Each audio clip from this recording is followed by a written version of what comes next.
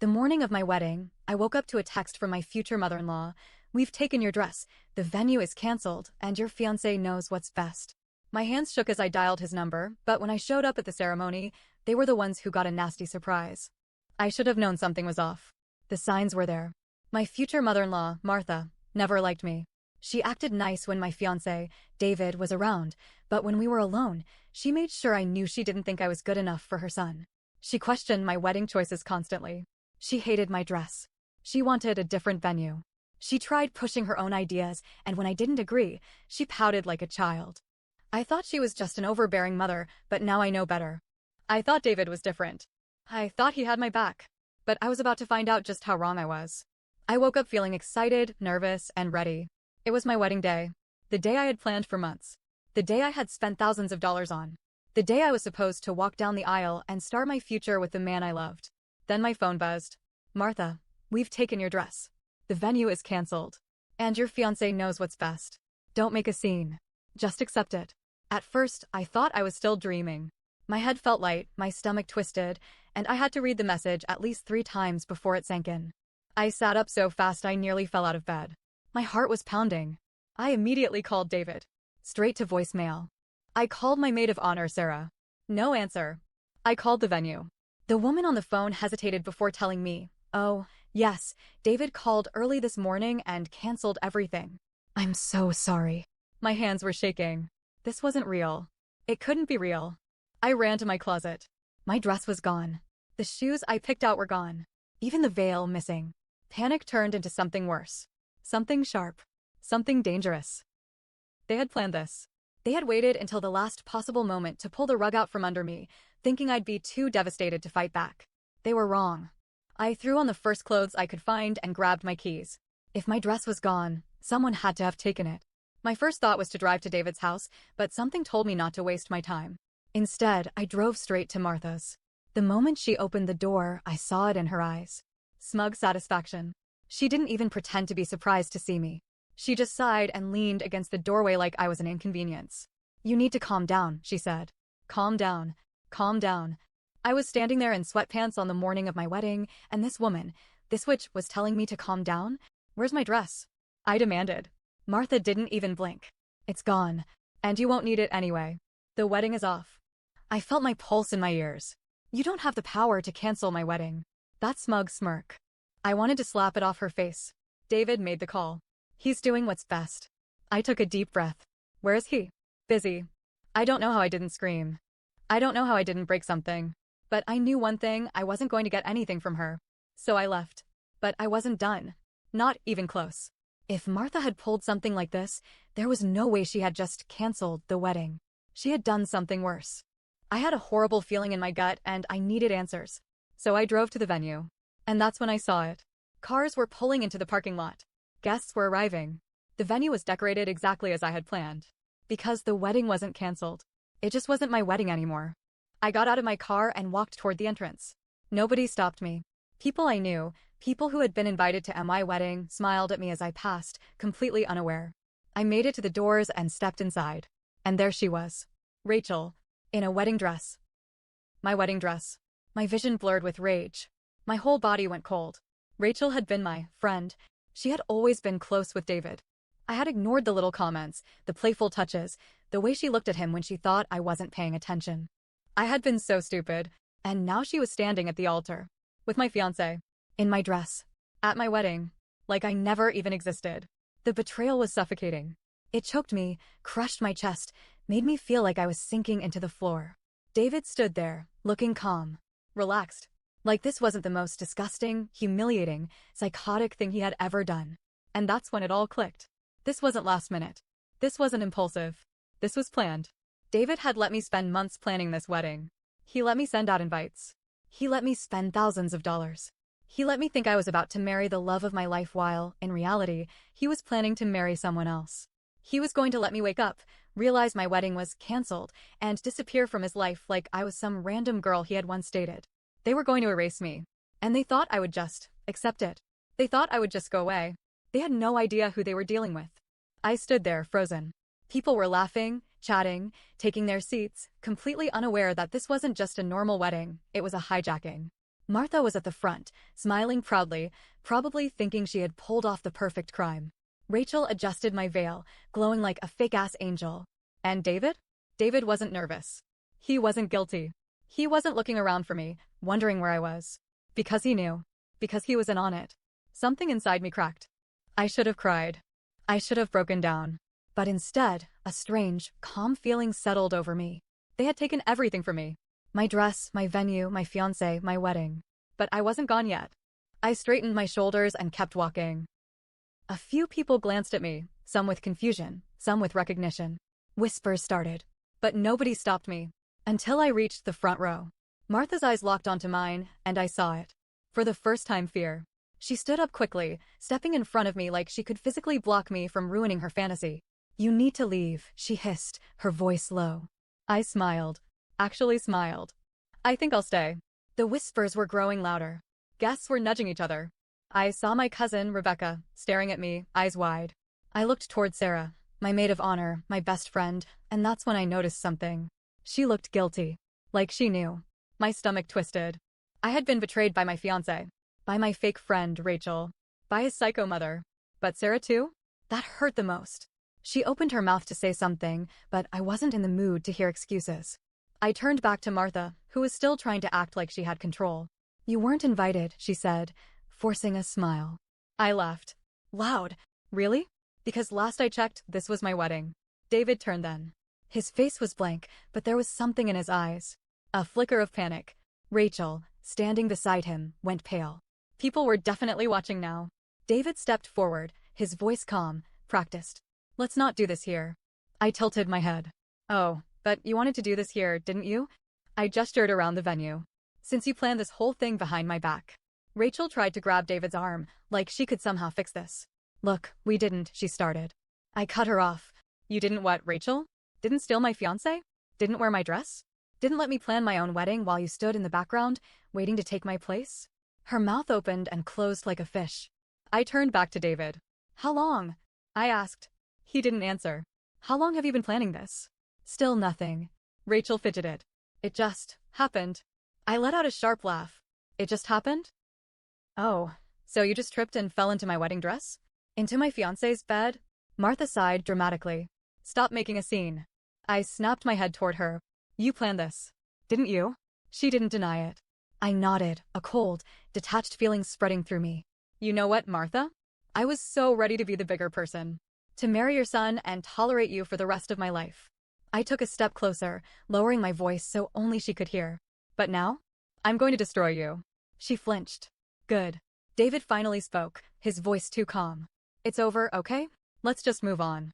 Move on. Move on. I felt something inside me snap. "All right," I said, pulling out my phone. "Then let's tell everyone exactly what's going on." I hit play. Martha's voice blasted through the speakers. "We've taken your dress.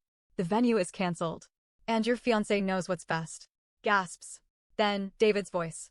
"Babe, I'm sorry, but my mom is right. You're just not good enough. Rachel is better suited for me.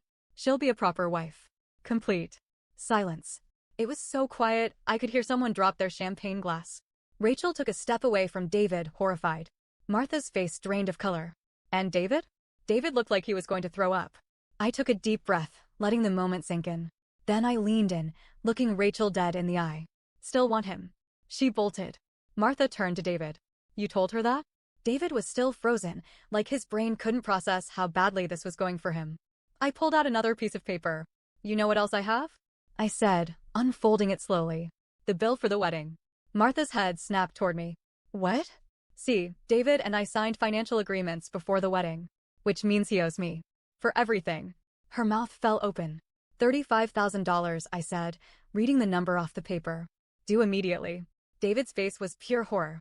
"That's not," I shrugged. "It's in writing. Signed. Legal." Then I smiled.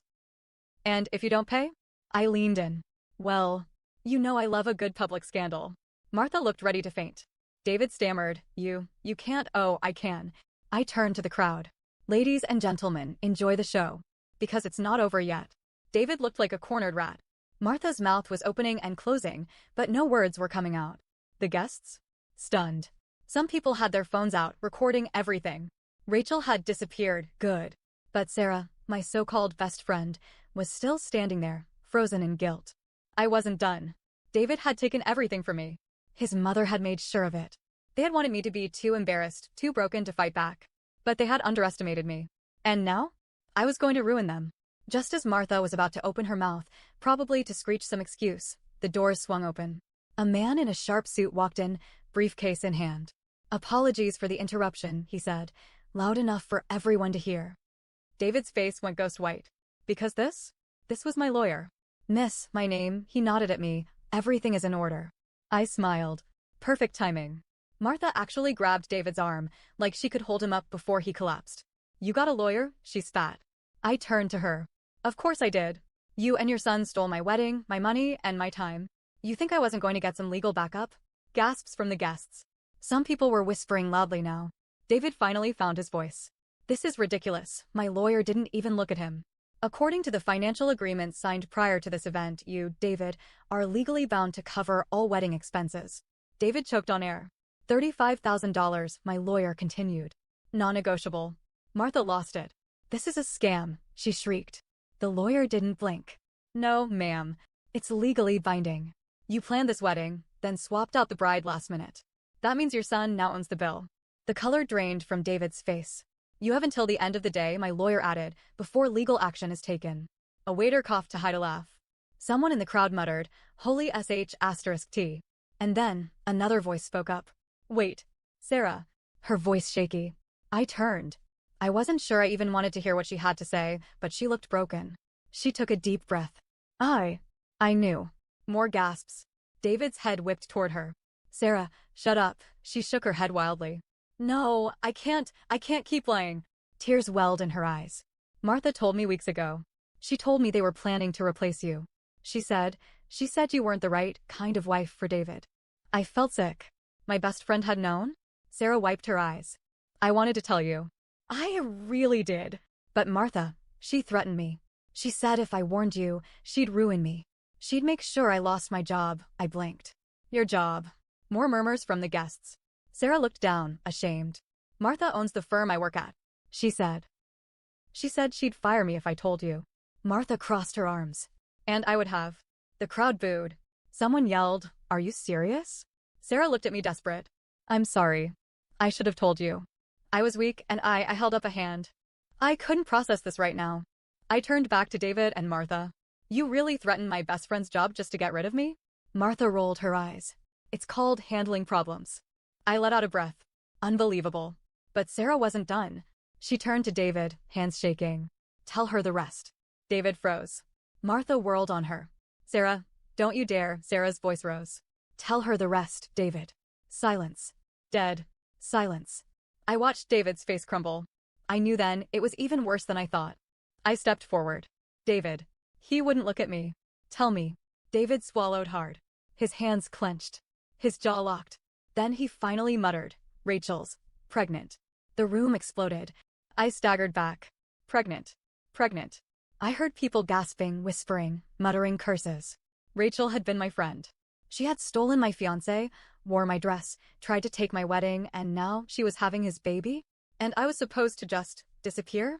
David had the nerve to look sorry. Like an apology would fix this. I looked at Martha. "So that's what this was about. That's why you wanted me gone." She shrugged, like it was obvious. "Rachel is giving my son an heir." An heir. Like we were in some medieval royal family. I laughed. Actually laughed. David winced. "I didn't mean for it to happen like this." I held up a hand. "Don't. Just don't." I turned to the guests. "Everyone, let's give a big round of applause to David and Rachel, who are expecting a child after stabbing me in the back." Someone actually clapped. A woman in the back muttered, "I need more popcorn." David looked miserable. Martha was seething. I was done. I turned to my lawyer. "Are we good?" He nodded. "I'll handle the rest." "Perfect." I smoothed down my suit. Then I walked out. Because I had one more move to make. And this? This was just the beginning. I should have left. I wanted to leave. But something inside me told me I wasn't finished yet. Because after everything, after the stolen wedding, the lies, the betrayal, there was still something missing. And I needed to know exactly what it was. I turned back to David, who was rubbing his temples like all of this was just giving him a headache. Like I was just some problem to deal with. Martha was muttering under her breath, shooting Sarah a death glare, probably wishing she could set her on fire with her mind. The guests were eating this up. Some had their hands over their mouths in shock. Others had their phones out, recording. And then Rachel walked back in. She looked furious. Not guilty. Not embarrassed. Furious. You just had to ruin everything, she snapped at me, marching straight down the aisle in my dress like she still belonged there. I raised an eyebrow. Oh, I'm sorry, did I ruin your big day? She crossed her arms, breathing hard. You weren't supposed to find out like this, she hissed. I stared at her, stunned for a moment. Then I laughed. Actually laughed. You're unbelievable, I said. What part of this did you think I wouldn't find out? The part where you stole my fiancé? The part where you wore my dress? Or the part where you're pregnant with his baby? She flinched at that, and I knew then, that wasn't supposed to come out. David groaned. Rachel, stop talking. I pounced. What else is there, Rachel? I pressed. You might as well spill it all now. She looked away. Martha suddenly stepped forward, panicking. Rachel, don't you dare, too late. Rachel snapped. You think I'm the bad guy? She spat. Do you have any idea what I was promised? The whole room went silent. David's head jerked up. Rachel, shut up. But she was done keeping secrets.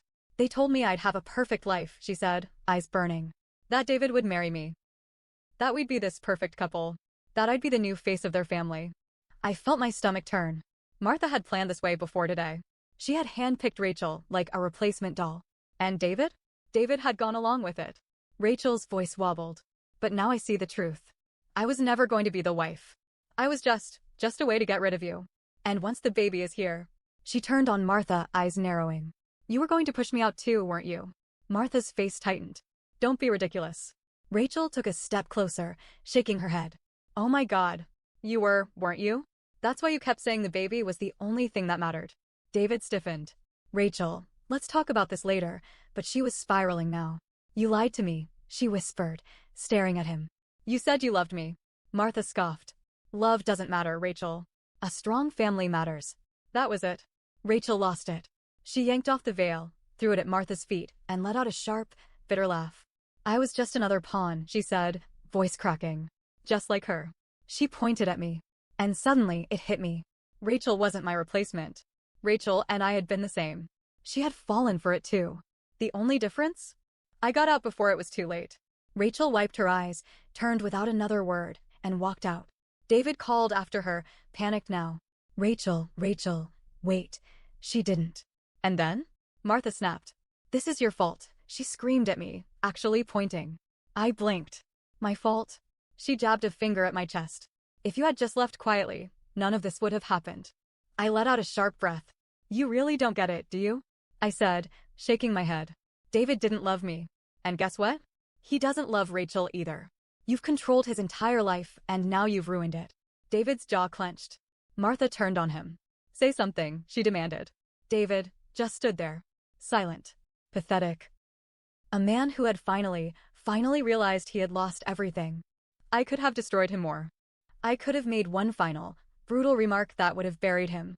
But he wasn't worth it. None of them were. So I stepped back. I turned to my lawyer. Let's go. He nodded, adjusting his tie. We'll send the final paperwork later. I walked down the aisle, the one I was supposed to walk down in a white dress. Past the stunned guests. Past the whispers. Past Martha, shaking with rage. I didn't stop. I didn't look back. David tried to contact me. Of course he did. The messages were pathetic. Can we talk? I made a mistake. I just need a chance to explain. I never answered. Rachel disappeared. She moved out of state. No one really knows where she went. Martha? Well, she lost everything. David never recovered from the public humiliation. The wedding scandal spread fast. His business deals fell through. People stopped trusting him. And when Martha's reputation started going downhill, she turned on David. I heard she moved away to start fresh. Without him. Karma did all the work for me. And me? I thrived. I moved to a new city. Found a real job. Made real friends. And I stopped looking back. Because the truth is, I won. Not because I got revenge. Not because I embarrassed them. But because I walked away. Because I found a life that was so much better than the one they tried to trap me in. And because now, when I look back at that day, at that text, that betrayal, that entire disaster, I don't feel anything at all. And that's the best revenge of all.